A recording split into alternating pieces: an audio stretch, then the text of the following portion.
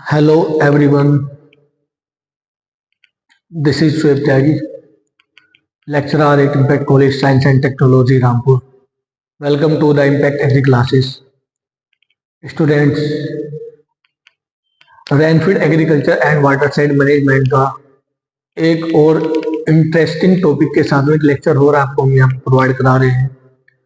Previous lecture हमने draught के बारे में हमने जाना था कि हमारा सूखा क्या होता है, व्हाट इज ड्रोट।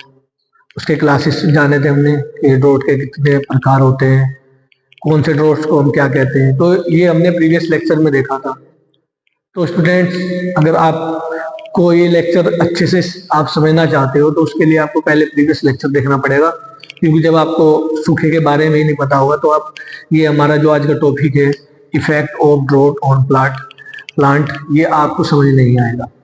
सूखे का क्या प्रभाव है हमारे पौधों पर, क्या क्या इफेक्ट हमारे पौधे शो करते हैं, कौन कौन से उसके अंदर चेंजिंग आते हैं पौधे के अंदर सूखे की वजह से। तो हमारा जो टॉपिक है आज इसी बात पर है, ठीक है। प्रीवियस लेक्चर में हमने जो आपको पढ़ाया था वो ड्रोट के बारे में पढ़ाया था, ड्रोट के क्लासेस, उसका डेफिनेशन क्या होता है, वो सारी चीज डिटेल में मैंने समझाई थी। और अगर आप इस लेक्चर को, जैसे मैं बता चुका हूँ आपको, अगर आपको इस लेक्चर को अच्छे समझना है तो आपको पहले प्रीवियस लेक्चर देखने होंगे। और आज ये जो मैं आपको क्लास दे रहा हूँ, ये क्लास मेरी क्लास नंबर 7 है, 7वीं क्लास है मेरी, ये rainfed agriculture and watershed management की। प्रीवियस 6 क्लासेस में आपको प्रोवाइड करा चुका हूँ, ये 7 क्लास है। तो बाकी क्लासेस में मैं रेनफीड के बारे में डिटेल स्टडी आपको बता चुका हूँ। आप उसमें जाके वो लेक्चर आप देख सकते हो प्लेलिस्ट में, और चीजें आपको सारी समझ में आएंगी। तो स्टूडेंट, चलते हैं विदाउट वेस्ट ऑफ टाइम हम अपने टॉपिक की तरफ। तो आज का हमारा जो टॉपिक है वो क्या है, हमारा ड्रोट, सूखा। तो ड्रोट में हम स्टूडेंट क्या पढ़ने वाले हैं आज? ड्रोट में हम पढ़ने वाले हैं effects of draught on plant. भाई, हमारे सूखे का पौधों पर क्या प्रभाव पड़ता है, क्या इफेक्ट होता है, ठीक है। अब अगर मैं सूखे का प्रभाव पौधों पे आपको ओरली बताऊं तो दो प्रकार का मेनली हमारे जो दो प्रकार का प्रभाव हमारे पौधों पर पड़ता है। एक तो होता है हमारा मॉर्फोलॉजिकल इफेक्ट, एक होता है हमारा फिजियोलॉजिकल इफेक्ट। अब आप सोच रहे होगे सर ये मॉर्फोलॉजिकल इफेक्ट क्या होता है पौधों पर और फिजियोलॉजिकल इफेक्ट क्या होता है। फिजियोलॉजी का मतलब है हमारा, आपने एक सब्जेक्ट पढ़ा होगा बेसिक एग्रीकल्चर में, क्रॉप फिजियोलॉजी।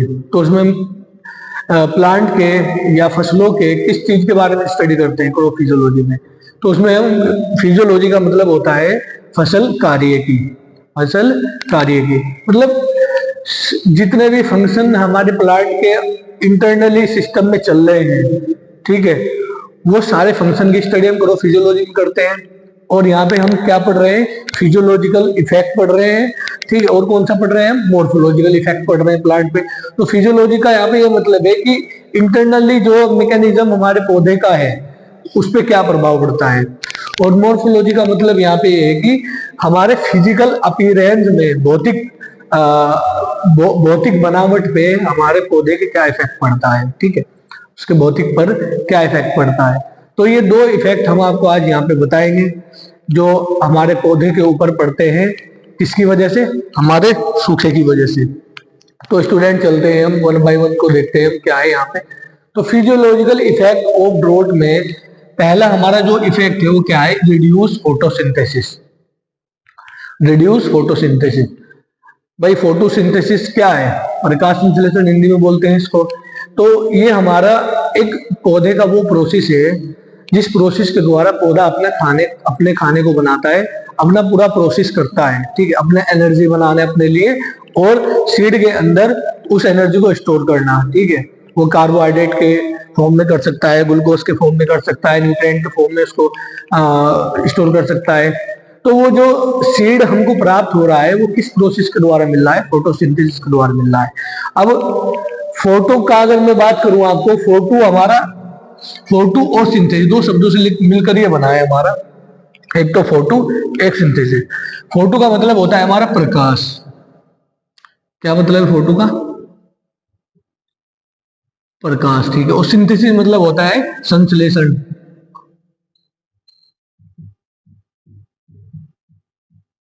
संश्लेषण, ठीक है, मतलब प्रकाश संश्लेषण, ठीक है। प्रकाश का संश्लेषण हो रहा है, यहाँ पे सिंथेसिस हो रहा है प्रकाश, ठीक है। प्रकाश प्रकाश का यूज कर रहा है पौधा हमारा, किस लिए? अपने खाने फूड को बनाने के लिए, अपने एनर्जी को बनाने के लिए, अपने पूरे मैकेनिज्म सिस्टम को क्या करने के लिए? प्रोसेस करने के लिए, ठीक है। तो ये हमारा क्या होता है? फोटोसिंथेसिस। अब इसका सबसे पहला इफेक्ट क्या हो रहा है हमारे सूखे का? इसी पे हो रहा है, फोटोसिंथेसिस में सबसे पहला इफेक्ट हो रहा है। तो इसमें क्या होगा? हमारी फोटोसिंथेसिस क्या हो जाएगी? फोटोसिंथेसिस हमारी कम होने लगेगी, ठीक है। जितनी, मैं आपको बताऊं, अगर जितनी ज्यादा पौधा हमारा फोटोसिंथेसिस लेगा, उसको उतनी ज्यादा वाटर की रिक्वायरमेंट होगी, ठीक है। क्योंकि वाटर के साथ में, मैं अगर आपको बताऊं तो वाटर के साथ में हमारा जो पौधा है वो न्यूट्रिएंट अपटेक करता है सोइल से, न्यूट्रिएंट को लेता है सोइल से रूट के द्वारा, ठीक है। अब जब हमारे हमारे जहाँ पे हमारे पौधे हैं उस सोइल के अंदर अगर वाटर ही नहीं होगा, जल ही नहीं होगा, तो उस कंडीशन में क्या वो जो सोइल के अंदर न्यूट्रिएंट अवेलेबल है, क्या उनको पौधा ले पाएगा? नहीं ले पाएगा। जब हमारा पौधा न्यूट्रिएंट ही नहीं ले पाएगा, ठीक है, तो वो अपना फोटोसिंथेसिस प्रोसेस करेगा कैसे? तो यहाँ पे इफेक्ट किस पे पड़ रहा है? हमारा फोटोसिंथेसिस पे पड़ रहा है, ठीक है। किसकी वजह से पड़ रहा है? पानी की कमी की वजह से पड़ रहा है, मतलब सूखे की वजह से पड़ रहा है, ठीक है। अब देखते हैं हमारे क्या है। फर्स्ट पॉइंट है हमारा यहाँ पे, drought stress limits water availability, ठीक है। जो हमारा ड्रॉट की स्ट्रेस है ना, वो किसकी वजह से होती है? लिमिट वाटर अवेलेबिलिटी की वजह से होती है। मतलब वहां पे क्या है, हमारा क्या है, वाटर लिमिटेड है, ठीक है, ज्यादा मात्रा में वाटर नहीं है, एक लिमिटेड अमाउंट में वाटर है, ठीक है। तो उसकी वजह से क्या हो जाता है? हमारा ड्रॉट स्ट्रेस हो जाता है। और ये जो ड्रॉट स्ट्रेस है ये किसको लीड करती है? Leading to stomata closure to minimize water loss, ठीक है। सबसे पहले इफेक्ट हमारा क्या होता है फोटोसिंथेसिस इफेक्ट में? हमारा जो ड्रॉट का होता है उसमें क्या होता है कि हमारे पौधे क्या कर देते हैं? अपना स्टोमेटा को क्लोज कर लेते हैं। स्टोमेटा, स्टोमेटा क्या होता है? स्टोमेटा होता है हमारे अंदर अवकाश। पौधों में छोटे छोटे क्या पाए जाते हैं? छिद्र पाए जाते हैं, जो आपको नेक्ड आई से नहीं देखने को मिले, उसको माइक्रोस्कोप के द्वारा आपको देखना होगा।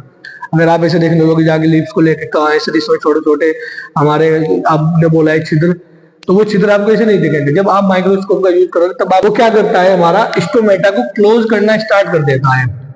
स्टोमेटा क्लोजर किस लिए? वाटर को मिनिमाइज करने के लिए, वाटर के यूज को कम करने के लिए। क्योंकि हमारा जो ट्रांसपायरेशन रेशियो रेट होता है ना, वो किस पर डिपेंड करता है? हमारा पौधे का, वो नंबर ऑफ स्टोमेटा भी डिपेंड करता है। जितना ज्यादा नंबर ऑफ स्टोमेटा हमारे पौधे के अंदर होगा, उतना ज्यादा उसका ट्रांसपायरेशन रेट होगा, ठीक है। तो ये क्या करेगा? अपने स्टोमेटा को, अपने छिद्रों को बंद करना स्टार्ट कर देगा। अब जब छिद्र बंद होने लगेंगे तो हमारा जो वाटर है उसका जो डिमांड है पौधे का, वो क्या होने लगेगा? कम होने लगेगा, ठीक है। सबसे पहले किस पे इफेक्ट पड़ा? हमारे फोटोसिंथेसिस। फोटोसिंथेसिस पे क्या इफेक्ट पड़ा? हमारा जो पौधा है वो क्या करना स्टार्ट कर देगा? स्टोमेटा को बंद करना स्टार्ट कर देगा पौधे। नेक्स्ट क्या होगा हमारा? दिस रिड्यूज CO2 अपटेक, और कार्बन डाइऑक्साइड का अपटेक इन्वायरमेंट से क्या कर देंगे? रिड्यूस कर देंगे, कम कर देंगे, ठीक है। कार्बन डाई को ग्रहण करना स्टार्ट कम कर देंगे। भाई फोटोसिंथेसिस प्रोसेस में क्या होता है? और हमारे जो पौधे हैं वो क्या लेते हैं? CO2 लेते हैं इन्वायरमेंट, और ऑक्सीजन को रिलीज करते हैं, यही होता है ना। अब जब वो फोटोसिंथेसिस उनका डायरेक्ट इफेक्ट हो रहा है वाटर की कमी की वजह से, तो उस कंडीशन में वो क्या करेंगे? उनका जो हमारा CO2 जो अपटेक है वो उनका रिड्यूस हो जाएगा वहां पे, ठीक है। तो यहाँ पे क्या होगा हमारा? This reduce CO2 Uptake, lowering the rate of photosynthesis. Photosynthesis rate को कम करने के लिए ये क्या कर देंगे? हमारे कार्बन डाइऑक्साइड के अपटेक को अपने रिड्यूस कर देंगे, ठीक है। इसलिए इसलिए कि हमारा फोटोसिंथेसिस कम हो पाए, क्योंकि फोटोसिंथेसिस होने के लिए वाटर की बहुत ज्यादा रिक्वायरमेंट होती है। अब अगर वाटर की रिक्वायरमेंट हमारी फुलफिल पौधा नहीं कर पाएगा, तो हमारा जो है फोटोसिंथेसिस वो कंप्लीट नहीं हो पाएगा अच्छे से। फिर उसको कुछ चेंजिंग अपने अंदर करने पड़ेंगे, जैसे कि अपने रंध्र अवकाश बंद करने पड़ेंगे वाटर के रिक्वायरमेंट को कम करने के लिए, ठीक है।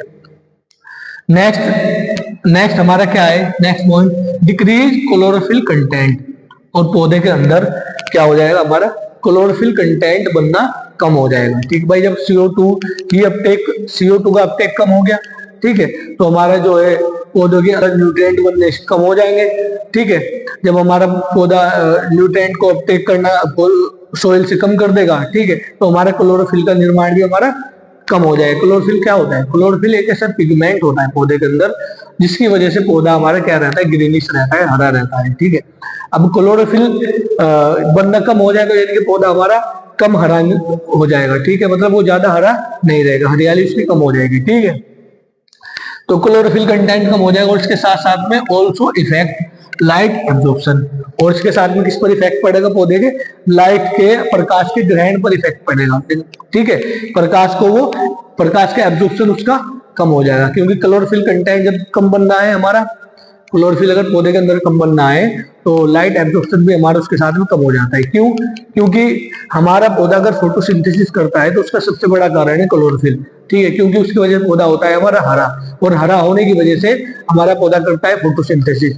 अब जब पौधा हमारा हरा मतलब क्या हो जाएगा, हरे से वो क्या होने लगेगा, कम हरा होने लगेगा। ठीक है, जब वो कम हरा होगा मतलब थोड़ा सा क्या होने लगेगा, पीला पीला टाइप का हमारा पौधा होने लगेगा, सूखने लगेगा। ठीक, कुछ पत्ती उसकी सूख जाएंगे, कुछ स्टेम उसका हरा ही रहेगा, कुछ उसका सूख जाएगा या पीला हो जाएगा। ठीक है, जब ये पोर्शन उसके हरे से पीले होने लगेंगे हल्के हल्के, तो उस कंडीशन में हमारा फोटोसिंथेसिस कम होने लगेगा, क्योंकि वहां पे क्लोरोफिल का कंटेंट हमारे पौधे के अंदर बनना कम हो गया है। ठीक है, तो चीजें आपकी समझ में आ रही होगी। नेक्स्ट हमारा क्या है, water imbalance and reduce transpiration. ठीक है, नेक्स्ट इफेक्ट पौधे पे क्या पड़ेगा, हमारा वाटर का जो बैलेंस होता है ना पौधे के अंदर बना हुआ, वो क्या हो जाएगा, हमारा इम्बैलेंस हो जाएगा। मतलब उसका जो बैलेंस है वो क्या हो जाएगा, इनबैलेंस हो जाएगा। मतलब प्रॉपर पौधे को क्या नहीं मिल पाएगा, वाटर नहीं मिल पाएगा। ठीक है, और फिर और क्या होगा, रिड्यूस ट्रांसपायरेशन, और हमारा जो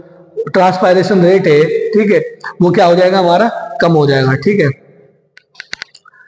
तो दूसरे फैक्ट में पॉइंट हमारा क्या है, पहला plant close stomata to reduce transpiration. पौधे हमारा क्या कर लेंगे, स्टोमेटा को क्लोज कर लेंगे ट्रांसपायरेशन को कम करने के लिए। ठीक है, और leading to lower cooling effect, और जब स्टोमेटा हमारे क्लोज हो जाएंगे, ठीक है, और हमारा स्टोमेटा को क्लोज करना स्टार्ट कर देगा। ठीक है, तो इसका जो परिणाम होगा, डायरेक्ट इसका इफेक्ट किसमें पड़ेगा, पौधे के कूलिंग मैकेनिज्म पे पड़ेगा। क्योंकि स्टोमेटा जब बंद होने लगेंगे तो वाटर जो लीव्स में अंदर पास के द्वारा जो बाहर निकलता है, ठीक है, पौधे के सरफेस को कूल करने के लिए। ठीक है, तो स्टोमेटा की संख्या कम, तो वाटर निकलना पत्तियों से कम हो जाएगा। जब वाटर निकलना पत्तियों से कम हो जाएगा तो पौधे का सरफेस हमारा कूल नहीं हो पाएगा। तो उस कंडीशन में क्या होगा, हमारे पौधे का तापमान बढ़ने लगेगा और हमारी जो पौधे की पत्तियां वो झुलसने लगेगी। ठीक है, जलने लगेगी, झुलसने लगेगी। तो ये क्या लीड कर रहा है, leading to lower cooling effect, और कूलिंग इफेक्ट को क्या करेगा, कम करेगा। ठीक है, नेक्स्ट पॉइंट हमारा क्या है, limited transpiration effect nutrient Uptake and transport. ठीक है, और किस पे इसका इफेक्ट पड़ेगा, न्यूट्रिएंट अपटेक पे इसका इफेक्ट पड़ेगा। क्यों? जब हमारा लिमिटेड ट्रांसपायरेशन होगा, ट्रांसपायरेशन का क्या होता है, हमारे जो पौधे के अंदर जाइलम और फ्लोएम होते हैं ना, जाइलम फ्लोएम वो क्या करते हैं, रूट से वाटर में सोल्यूबल करके न्यूट्रिएंट्स को रूट से कहाँ लेके जाते हैं, शूट तक लेके जाते हैं उसको। तो जब ये प्रोसेस उसका क्या कहलाता है, ट्रांसपायरेशन कहलाता है। जब ये प्रोसेस उसका क्या हो जाएगा, मतलब रिड्यूस हो जाएगा, तो उस कंडीशन में हमारा क्या होगा, यहाँ पे हमारा क्या होगा, इफेक्ट न्यूट्रिएंट अपटेक, हमारे न्यूट्रिएंट अपटेक, पौधे के न्यूट्रिएंट अपटेक पे क्या होगा, इफेक्ट पड़ेगा। ठीक है, न्यूट्रिएंट अपटेक हमारा पौधा कम करेगा, पोषक तत्वों को कम अपटेक करेगा सोइल से। ठीक है, एंड ट्रांसपोर्ट, और इसका ट्रांसपोर्ट पर भी हमारा इफेक्ट पड़ेगा। ठीक है, तो ये चीजें बिल्कुल डायरेक्टली इफेक्ट कर रही है हमारे जो ड्रोट है वो इसको डायरेक्टली इफेक्ट कर रहा है। ये पौधे के हमारा क्या है, फिजियोलॉजिकल इफेक्ट है। ठीक है, नेक्स्ट हमारा क्या है, हार्मोनल चेंज। हमारे पौधों के अंदर कुछ हार्मोनल चेंज भी होने लगते हैं पानी की कमी की वजह से। वो हार्मोनल चेंज हमारे क्या होते हैं भाई, देखो हमारे पौधे के अंदर अलग अलग प्रकार के हार्मोन पाए जाते हैं, जैसे कि हमारा एबीओ होता है, एब्सिसिक एसिड, साइटोकाइनिन, और हमारा ऑक्सीन्स। ठीक है, और हमारा ऑक्जीन्स क्या होता है, हमारा सेल इलोंगेशन करता है, मतलब कोशिका विभाजन करता है। तो हार्मोनल चेंज में क्या क्या देखने को मिलेगा तुम्हें, ड्रोट इंक्रीज अब्सेसिक एसिड, ड्रोट की वजह से क्या होगा हमारे पौधे के अंदर अब्सेसिक एसिड ABA इंक्रीज होना स्टार्ट हो जाएगा, ठीक है। और फिर क्या होगा, विच इंड्यूस टोमेटल क्लोजर, और जो हमारा ABA है वो क्या करेगा, किस चीज को बढ़ावा देगा, हमारे स्टोमेटा को क्लोज करने में उसकी मदद करेगा, ठीक है, पौधे की मदद करेगा स्टोमेटा को क्लोज करने में, क्योंकि इसके अंदर कौन सा हार्मोन बढ़ने लगा है, ABA बढ़ने लगा है, ठीक है। एंड स्ट्रेस टोलरेंस, और पौधे को स्ट्रेस में, वाटर स्ट्रेस में अपने आप को अच्छे से सरवाइव करने के लिए वो क्या देगा, पावर देगा, शक्ति देगा, ठीक है, जिससे कि वो अच्छे से अपने आप को वहां पे सरवाइव करवा सके जिस कंडीशन में वो फिलहाल है, ठीक है। कंडीशन क्या है, वहां पर ड्रोट है, सूखा है, तो उस कंडीशन में हमारा जो एब्सिसिक एसिड बढ़ने की वजह से स्टोमेटा क्लोजर होने लगेंगे। तो स्टोमेटा क्लोजर होंगे तो पौधे के अंदर क्या होगा, वाटर वाटर डिफिशिएट के प्रति उसके अंदर टोलरेंस डेवलप हो जाएगा, ठीक है। वो पौधा हमारा सूखे के प्रति अपने आप को क्या करेगा, सरवाइव कराने की कोशिश करेगा, ठीक है। नेक्स्ट हमारा क्या है, रिड्यूस साइटोकाइनिन, और इसमें साइटोकाइनिन भी हमारा कम होने लगेगा एंड ऑक्सीजन लेवल भी कम हो जाएगा, क्योंकि साइटोकाइनिन का काम क्या है, वो हमारा फ्लावरिंग फ्रूटिंग को इंड्यूस करता है, बढ़ाता है, पौधों के अंदर पुष्पन और हमारे फल को बढ़ाता है, ठीक है। और ऑक्सीजन हमारा क्या करता है, ऑक्सीजन हमारा सेल इलोंगेशन वगैरह करता है, ठीक है, विभाजन करता है, तो lead to slower growth and vegetation. अब ये चीज हमारी जब कम होने लगेंगी तो हमारा क्या चीज कम होगा, यहाँ पे ग्रोथ एंड वेजिटेशन पौधे का कम होने लगेगा, स्लोअर होने लगेगा, मतलब डिक्रीज होने लगेगा, ठीक है। तो चीज आपको समझ में आ रही होंगी। दोबारा से मैं यहाँ पे एक बार आपको एक्सप्लेन कर देता हूँ। फिजियोलॉजिकल इफेक्ट ऑफ ड्रोट में हमारा रिड्यूस फोटोसिंथेसिस है। फोटोसिंथेसिस हमारा क्या होता है, प्रकाश संश्लेषण में सबसे बड़ा योगदान किसका होता है, इंड्यूस करने में वाटर का होता है, क्योंकि स्टोमेटा क्लोज हो जाएंगे तो हमारा पौधा रेस्पायरेशन नहीं कर पाएगा, जब वो रेस्पायरेशन नहीं कर पाए, सांस नहीं ले पाएगा, तो हमारा फोटोसिंथेसिस डायरेक्टली इफेक्ट होगा, ठीक है।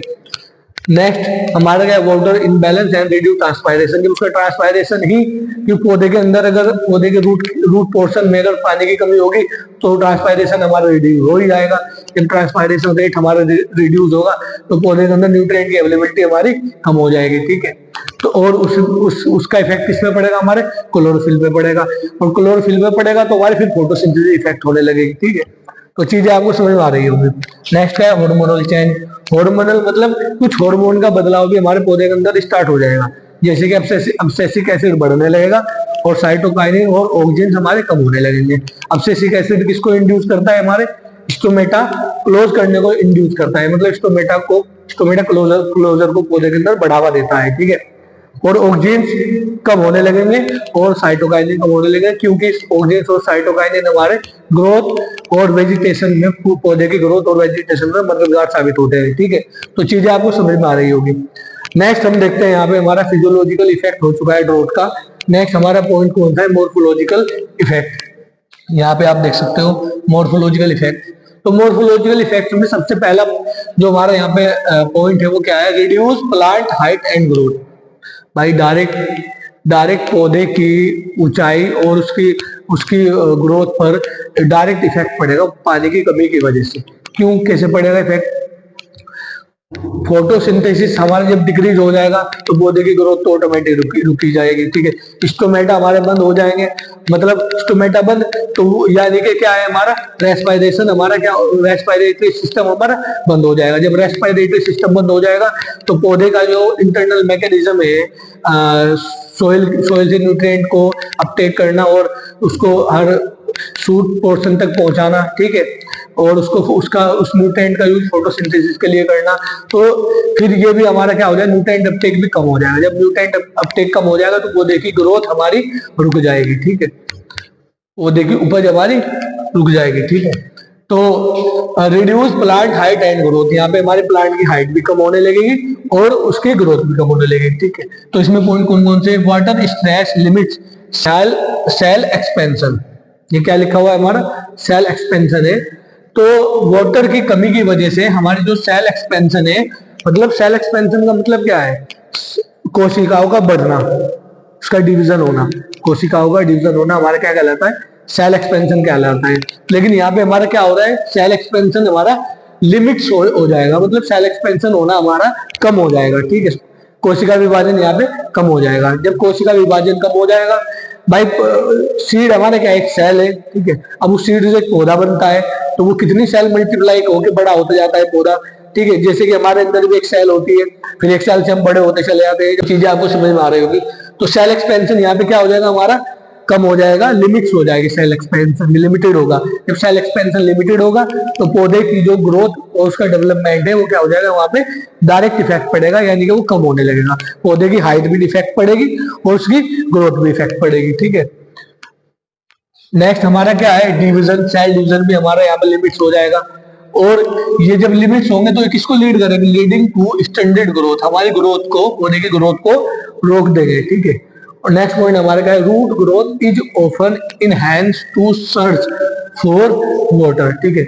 लेकिन यहाँ पे हमारा पौधे की ग्रोथ तो रुक जाएगी, उसकी हाइट तो कम हो जाएगी, लेकिन यहाँ पे एक चीज बढ़ेगी, बढ़ेगी क्या, हमारी रूट की ग्रोथ, जड़ों का विकास यहाँ पे ज्यादा होगा, ठीक है। जड़ों का विकास क्यों होगा, क्योंकि जड़ों को, पौधे की जड़ों को किस चीज को सर्च करना है, किस चीज की कमी है, वहां पे वाटर की कमी है। तो पौधे की जड़ किस चीज को सर्च करेगी, सॉइल के अंदर इस चीज को खोजेगी, वाटर को खोजेगी। वाटर को खोजने के लिए उनको अपने आप को बढ़ाना पड़ेगा, अपने आप को डेवलप करना पड़ेगा, ठीक है। तो वेल डेवलप रूट हो जाएगी, ठीक है। तो root growth is often enhance, मतलब रूट की ग्रोथ बढ़ने लगेगी, इसलिए पानी को सर्च करने के लिए। आई बात समझ में। और नेक्स्ट हमारा पॉइंट है यहाँ पे, नेक्स्ट हमारा जो मोर्फोलॉजी फैक्ट है वो क्या है, decrease leaf size and wilting. Decrease leaf size, leaf का साइज हमारा क्या होने लगेगा, कम होने लगेगा, और विल्टिंग होने लगेगी। विल्टिंग क्या होती है, विल्टिंग हमारी दो प्रकार की होती है, पानी की कमी होने की वजह से हमारी विल्टिंग होती है। विल्टिंग हमारी दो प्रकार की होती है, एक होती है हमारी टेम्परेरी विल्टिंग, एक होती है हमारी परमानेंट विल्टिंग। टेम्परेरी विल्टिंग को हिंदी में बोलते हैं मुरझान, या विल्टिंग पॉइंट को बोलते हैं मुरझान बिंदु, ठीक है। तो मुरझाने का जब एक होते हैं हमारा परमानेंट मुरझान, एक होता है हमारा टेम्परेरी मुरझान। तो परमानेंट मुरझान हमारा क्या होता है, परमानेंट मुरझान हमारा वो होता है जब हमारे पौधे के अंदर पानी की कमी उतनी ज्यादा हो जाती है कि जब आप उसको दोबारा से पानी दोगे, ठीक है, तो वो फिर अपने आप को ग्रो नहीं कर पाएगा, ठीक है। अब उसकी जो पत्तियां सूख गई हैं, जो वो पौधा सूख गया है, वो हरा नहीं हो पाएगा। और टेम्परेरी विल्टिंग वो होती है कि कुछ टाइम के लिए पौधे के अंदर वाटर स्ट्रेस हुआ था, लेकिन जब आपने दोबारा से उसको पानी दिया तो दोबारा से अपने आप को रिकवर कर लेगा, और उसके अंदर ग्रीनिश पोर्शन डेवलप होने लगेगा, मतलब वो हरा होने लगेगा। तो ये होती है हमारी टेम्परेरी विल्टिंग, ठीक है। तो दो प्रकार की विल्टिंग होती है। तो हमारा क्या होगा यहाँ पे, विल्टिंग, पौधे की विल्टिंग पे इफेक्ट पड़ेगा, और उसकी जो पत्तियां है वो कम होने लगेंगी, ठीक है। तो पत्तियों का साइज यहाँ पे क्या हो रहा है, कम हो रहा है। तो पॉइंट क्या है हमारा, लीव्स बिकम स्मॉलर, पत्तियां हमारी क्या हो जाएंगी, छोटी हो जाएंगी। जब पत्तियां छोटी होंगी तो हमारा क्या होगा, ट्रांसपायरेशन लॉसेस हमारे कम होने लगेंगे, क्योंकि हमको यहाँ पे ट्रांसपायरेशन लॉसेस ही कम करने हैं, क्योंकि जितना ट्रांसपायरेशन लॉसेस ज्यादा होंगे उतनी ज्यादा वाटर रिक्वायरमेंट बढ़ेगी पौधे की, ठीक है। नेक्स्ट पॉइंट क्या है हमारा, prolong drought can cause leaf rolling, curling, shedding. अगर लंबे समय तक हमारे पर्टिकुलर एरिया में सूखा पड़ रहा है, लंबे समय तक किसी पर्टिकुलर एरिया में अगर ड्रॉट कंडीशन है, तो उसकी वजह से हमारा क्या होगा, लीफ हमारी रोलिंग होने लगी, मतलब लीफ हमारी मुड़ जाएंगे, सिलेंड्रिकल आकार की हो जाएंगे, घूम के सिलेंड्रिकल आकार की हो जाएंगे, मुड़ के आपस में मिल जाएंगे, ठीक है। और फिर दूसरा हमारा क्या है यहाँ पे, कर्लिंग, और नीचे की तरफ भी मुड़ सकती है, ठीक है। या तो सिलेंड्रिकल आकार के हो जाएंगे, मुड़ के बिल्कुल आपस में मिल जाएंगे, ठीक है। या फिर वो क्या है, नीचे की तरफ भी मुड़ सकती है पत्तियां हमारी। और इसके साथ में मतलब क्या होगा फिर, या हमारा शेडिंग होगा। शेडिंग क्या होता है, हमारे पत्तियों का झड़ना। या तो पत्ती हमारी रोलिंग होने लगेगी, मतलब आपस में मुड़ जाएंगी, सिलेंड्रिकल आकार बना लेंगी, ठीक है। या फिर हमारी कर्लिंग होने लगेगी, यानी कि पत्ती हमारी मुड़ने लगेंगी।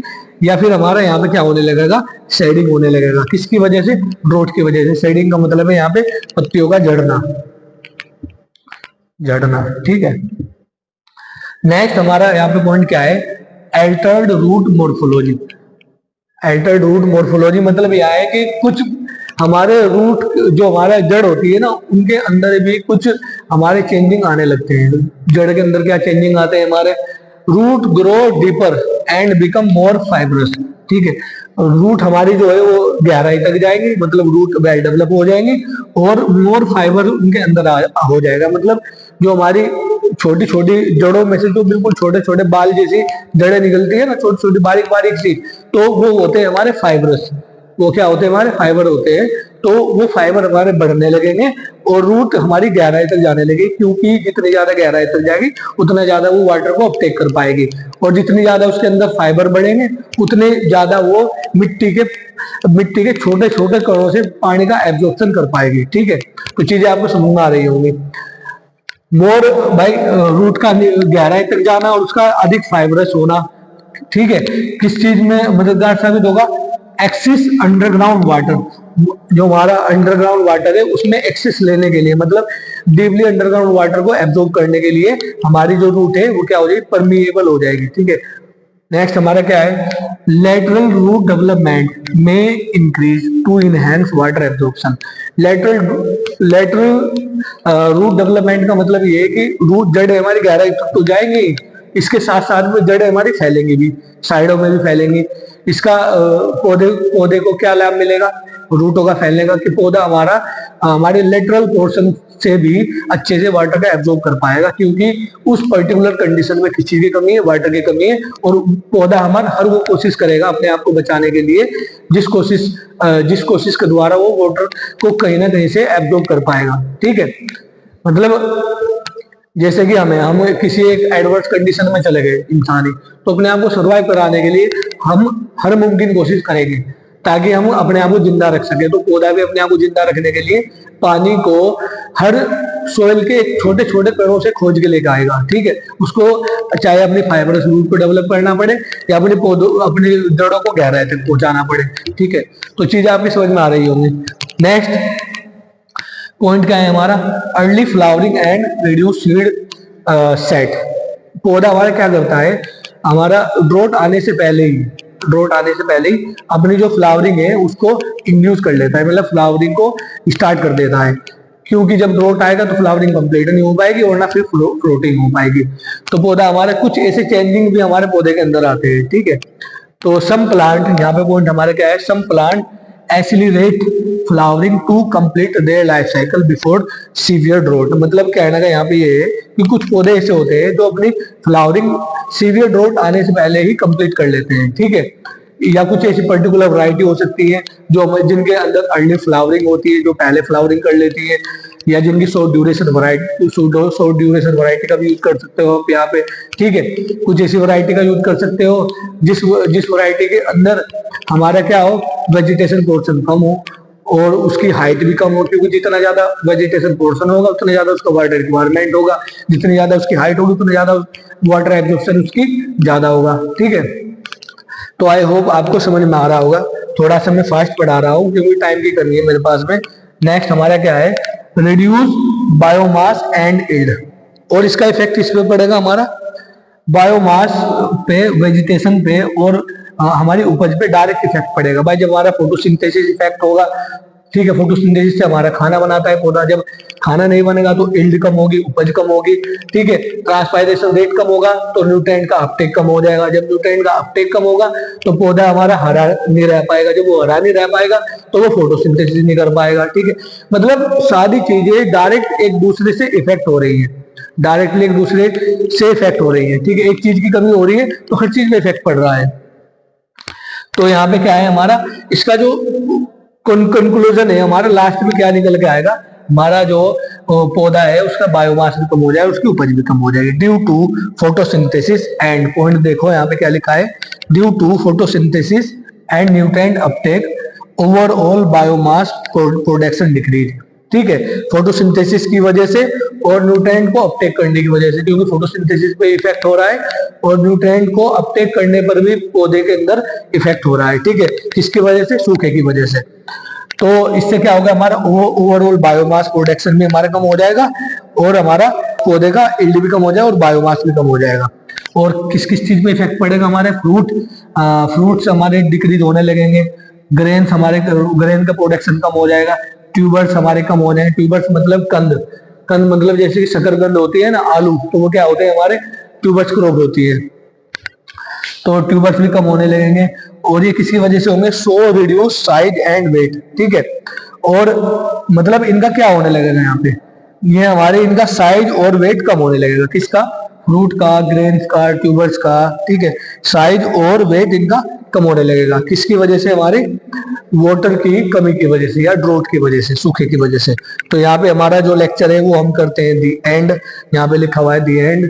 तो स्टूडेंट्स आपको चीजें समझ में आ गई होंगी, आई होप, क्योंकि थोड़ा सा मैं फास्ट आपको इसलिए पढ़ाया हूँ, मुझे लेक्चर ये कम टाइम में कंप्लीट करना था। और चलो अगर आपको तो फास्ट लगे तो आप थोड़ा स्पीड स्लो कर लीजिएगा। तो आई होप चीजें आपको समझ में आ गई होंगी। अगर वीडियो आपको समझ में आया हो, मेरा लेक्चर समझ में आया हो, तो आप मेरे लेक्चर को लाइक कर सकते हैं, चैनल को सब्सक्राइब कर सकते हैं, और बेल आइकन को प्लीज आप प्रेस कर लें, क्योंकि रेगुलर बेसिस पे इसी तरह का एक अच्छे कंटेंट के साथ में हम आपको लेक्चर प्रोवाइड करा रहे हैं, जिससे कि आने वाले जितना भी मेरा वीडियो है, अगर आप बेल आइकन प्रेस कर लोगे तो आने वाली जितनी अपडेटेड वीडियो का नोटिफिकेशन टाइम टू टाइम आपको मिलता रहेगा। और अपने दोस्तों के साथ में भी आप इसको शेयर करिए, क्योंकि यहाँ पे एक बहुत अच्छा कंटेंट हम आपको दे रहे हैं, बहुत अच्छा एक्सप्लेनेशन आपको प्रोवाइड करा रहे हैं। तो स्टूडेंट मिलते हैं नेक्स्ट लेक्चर में, तो बाय, थैंक यू।